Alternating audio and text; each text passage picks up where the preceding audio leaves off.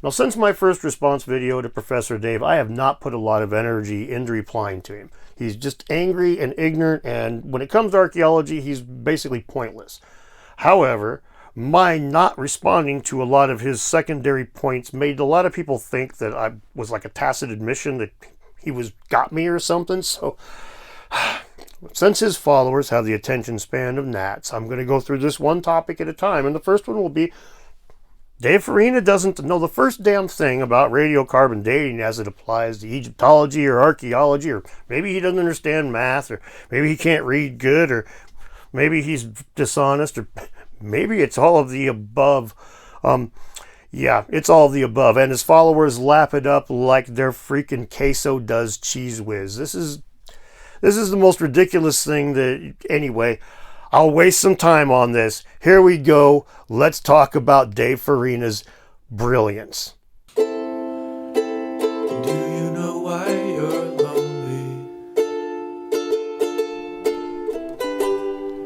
It's 'cause you're fat. And Dave.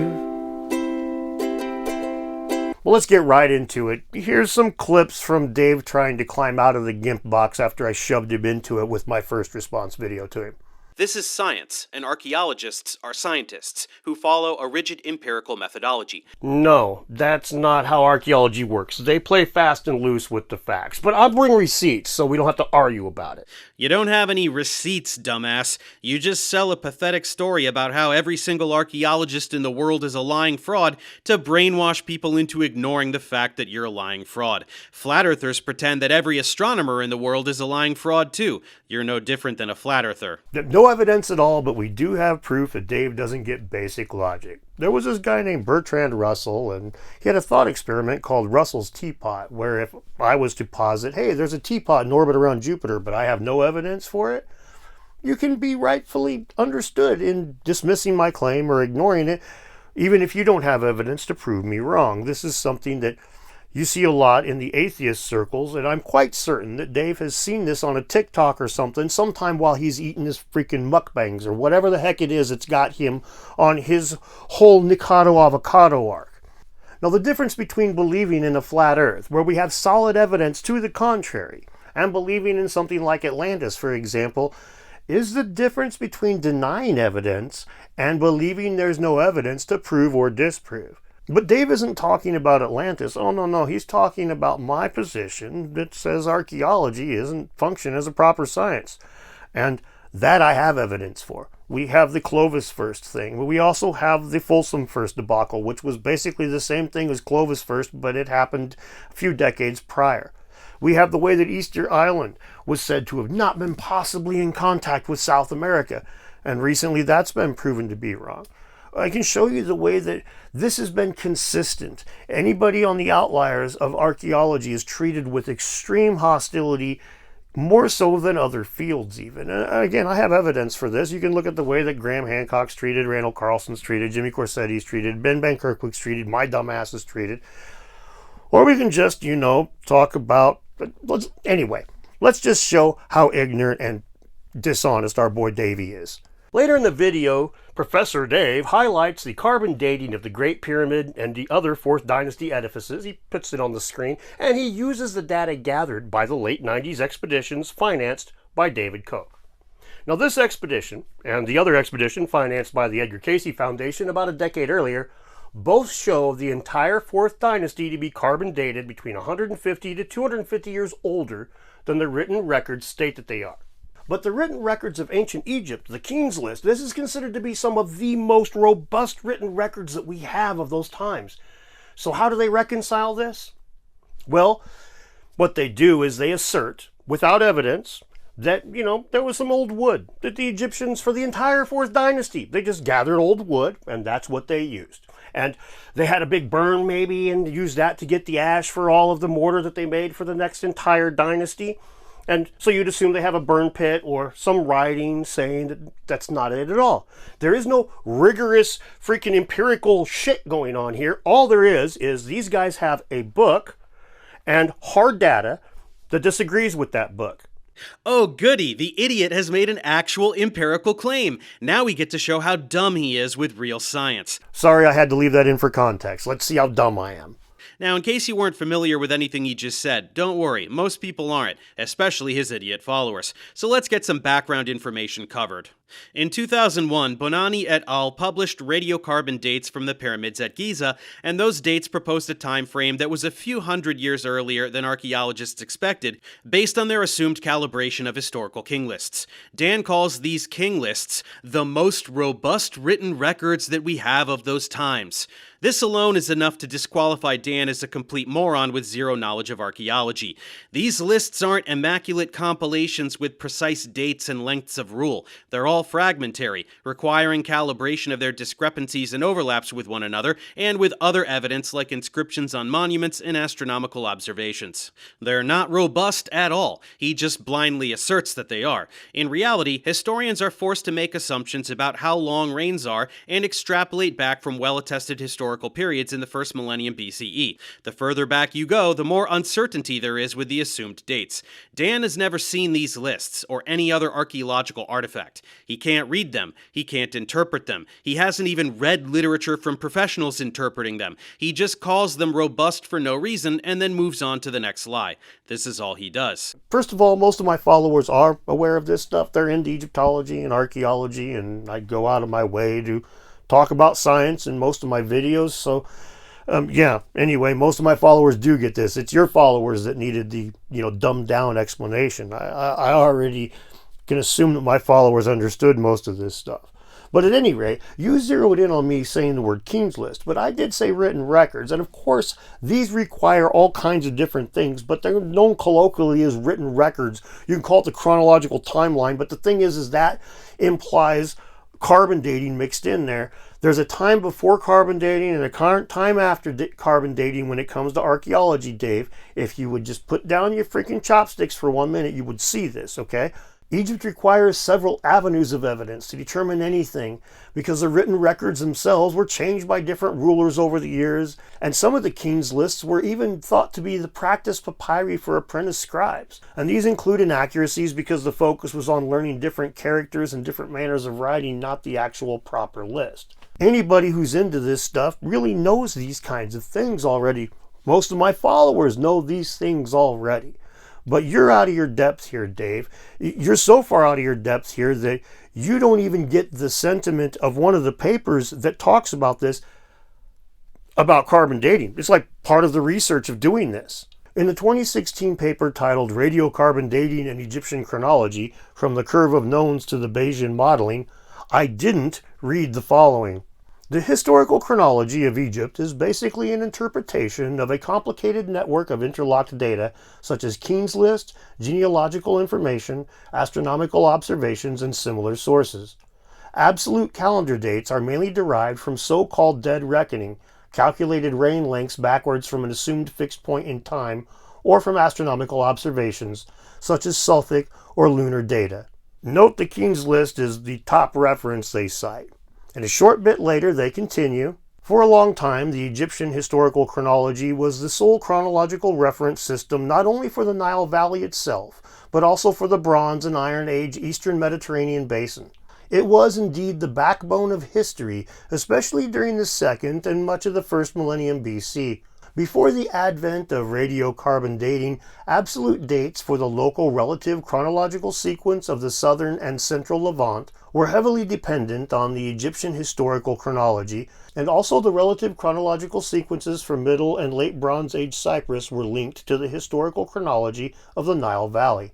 Even much of the Aegean Bronze Age chronology was linked to and dated via the Egyptian historical chronology. Now, do you see how important that was? Not only was the written record the backbone of them actually making the chronology that is the backbone of ancient history in that region, which means revamping, it's not exactly something they're going to be too hot to trot to do. But you've also got the fact that the 1949 radiocarbon testing was done in Egypt as well as a few other places because of exactly this, the robustness of those written records, including the King's List, but not limited to the King's List. There's a whole lot of other things involved, but the King's List is the backbone of ancient history in the entire freaking Bronze Age.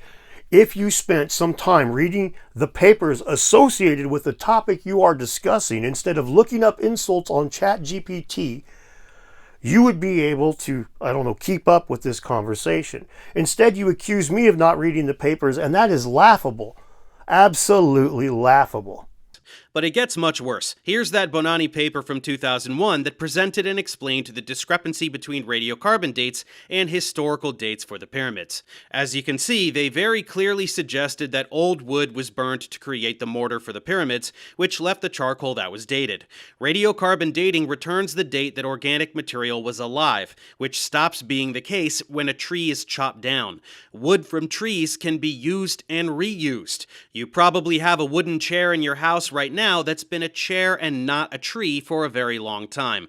Furthermore, the interior of a tree trunk might be centuries older than the exterior, and this shows up in the dating. So the very obvious conclusion is that the wood used in the construction of the pyramid is a bit older than the pyramid.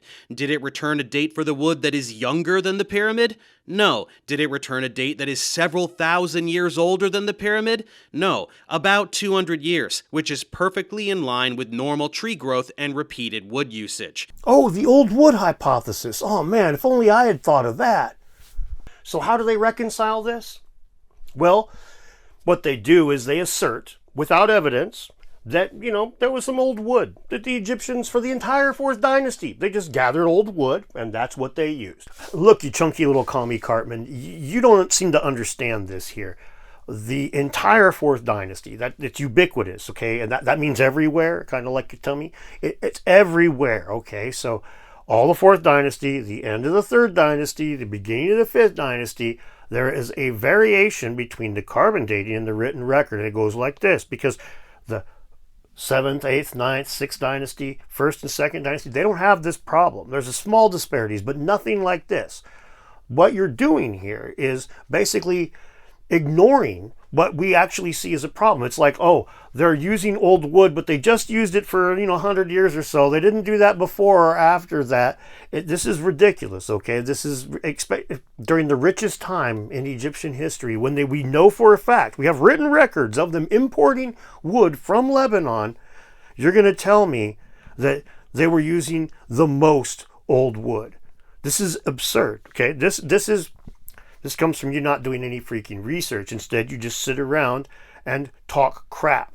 No matter what you claim, Dave, the Egyptologists recognized this was a problem, which is why they had the Oxford Project in 2010, which used several methods to reconcile this discrepancy.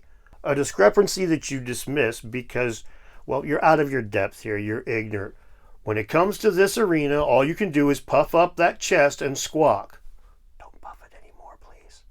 Not only is this so mind-numbingly obvious of a conclusion to make, but it's also well known to archaeologists, who are indeed more rigidly empirical than idiots like Dan can even comprehend. That's why they prefer to use short-lived species for radiocarbon dates, such as animal remains or seeds from annual plants, rather than long-lived wood that might be reused, as it allows for greater precision in dating. Yes, it's well known, and it is obvious, but again, we have it throughout the entire 4th dynasty, the entire end of the 3rd dynasty, the entire beginning of the 5th dynasty. It's not like in one or two places. This statistically becomes very unlikely, Dave. This is like your 9/11 conspiracies that require 3,000 people to have all gotten together. At some point, this gets ridiculous. The idea of over a dozen sites having their dates all similarly problematic with old wood, but the ones before and the ones after not having that, my friend, it's just too fucking bad that you didn't bother to read anything, man. You read like 1 or 2 papers here and you just skimmed those and you didn't even seem to understand what you fucking read, as we will see. Does it get even worse than that for Dan? Of course it does. Here's another paper from 2009, reanalysis of the chronological discrepancies obtained by the Old and Middle Kingdom monuments. Gee, do you think there's some newer data in here that Dan is ignoring? You bet there is. I mean, this is so funny. This is like, if I ever want to bully the stupid kid to kind of, get some nostalgia from when I was younger, I know exactly who to hunt up. I mean, this is ridiculous. Does he even know what data means? Does he even know what empirical means? Does he even know what he's talking about here? Let's find out. Spoiler alert. He does not. As you can see, they recalibrated Bonanni's radiocarbon dates using a different statistical approach to prioritize samples from short-lived species rather than long-lived trees.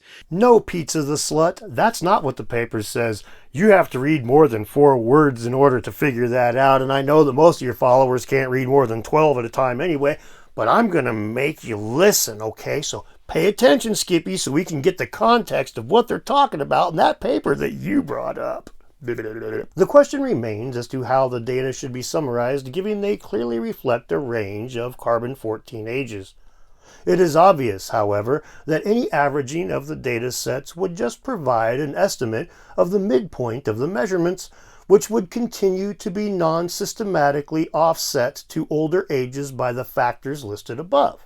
One potentially attractive avenue is to use Bayesian modeling to estimate a nominated date or event. For this analysis, the completion date of construction was deemed the most suitable parameter. Unlike the beginning or midpoints, this boundary was more likely to be static and unaffected by inbuilt age. In real terms, it should represent the point at which short-lived, non-stockpiled, or recycled material was included on the last day of construction. What they did was use their Bayesian modeling and inserted as prior information the completion date of these edifices. The completion date, which is the latest possible date. So already they're skewing it as far possible as they can away from those older dates, because Bayesian methodology, you're talking about a freaking mathematical equation. And as we'll talk about in a minute, the prior information is actually a pretty important part of that whole thing. But the deal here is they're not doing this in order to pinpoint seeds or something like that. They're assuming that that might be the case. But if you've ever worked construction, you probably know that by the end of the job, there's a really high probability of having a lot of stockpiled materials around. That's when you're going to burn up the last of the stuff. The odds, there's just arbitrary idea that, oh yeah, by the way, there's just going to be seeds at the end of it. That's completely arbitrary. There's no reasoning behind that. And would you look at that? They match quite a bit better with the historical and archaeological timelines. So it sounds like it was simply a matter of getting some initial data and then over only a few years refining our methods to get better data, which corroborates the other knowledge we have. It's almost like it's a perfect example of how empirical science works, something Dan knows precisely dick about and just talks out of his ass on the internet to trick gullible idiots into ignoring. Really, empirical science? You think that's what it means? You think this is empirical science? Do you know anything about Bayesian inference? Right? No. Okay. Put down the mobile scooter catalog. You'll have plenty of time next month to get one. What you need to do right now is just pay attention. Okay. We're gonna learn something here, Davey. Bayesian inference is a method of statistics that uses new data to, in a perfect world, constantly update a hypothesis. Now, in reality, of course, it's limited by time and funding and other constraints, but the idea is you take a hypothesis, determine what you know about it already, how certain you are of what you know, and then you use new data and an equation to determine how accurate your original assumptions were. The knowledge that you believe to be true out the gate is called prior information, and this is to be modified by the data. Now, in the case of carbon dating, prior information can be all manner of things, including dendrochronology, stratigraphy, or even written records. And in the case of this paper, they used written records and gave them a high degree of certainty. This will skew the result bad enough, but in addition to this, they eliminated any samples that didn't correspond with known pharaoh reigns. So what they did was they prioritized the latest dates for each one of these edifices, and they removed any samples that had dates that didn't align with a known Egyptian king. This basically, before they even did the math, they had already removed all of the outliers and favored everything towards one extreme. This is creationist crap, just like I said to begin with, Dave. These guys are trying to explain away the problem. And this is particularly problematic when the whole reason that the expedition to the Giza Plateau was originally launched to carbon date all that crap was because the Edgar Cayce Foundation believed that there was a disparity in the dates. So when You guys say, hey man, why doesn't Graham Hancock use his cajillions of dollars and buy a submarine and take all these people down to check all these different things out and hire archaeologists to come with him? Well, dude, when guys like him do pay for things like that, you guys just skew the data. You fudge it. It gets explained away. And then boneheads like you come out there and don't even know what the hell you're talking about and say, oh, look at this. This is empirical. Now, really quickly, Dave, if you have the idea that maybe the pyramids took longer than 20 years to build, something that big, yeah, it's quite possible, right? How about this? We know the Egyptians liked to delete problematic rulers from time to time. We know that the first ruler of the 4th dynasty, Sneferu, has 3 pyramids. They're big ones, and they're all built, tombs and tombs alone, right, Dave? That's what pyramids are for. So how about the possibility that maybe they deleted some rulers there and Sneferu hijacked a couple of pyramids under his own name to help obfuscate those rulers, and this is why you have a problem in the timeline that crops up at the end of the 3rd dynasty and runs for about 100 or so years and then goes away. Maybe that has something to do with it. But this is the kind of hypothesis that some guy who doesn't read anything, who doesn't pay any attention to anything, who didn't buy magazines like this when he was 15 years old, that's the kind of just ignorance, just crap. Just what did you call me that one time? Because that one was kind of funny. You called me a Sasquatch taint. that was pretty funny, Queso. I know some other people who reject hard data in favor of what's written in a book. Is that rigorous scientific empirical? Dave, insert your insult thingy here. I'm not going to bother. Yes, I will gladly insult you, because you deserve it. You're the moron ignoring all the data I just showed you in favor of the shitty books that frauds like Graham publish. Really? Because it seems to me like you didn't even understand what you were posting. Like you just basically talk a lot of crap and you mislead a lot of people. A lot of your followers show up saying things that are factually inaccurate about this paper. A lot of the other things too, but they just don't know what they're talking about. When they get information from you, Dave, they walk away without knowing anything, and it's amazing. To be honest with you, it's amazing because Ken Ham spent millions of dollars to do what you do while you eat Doritos.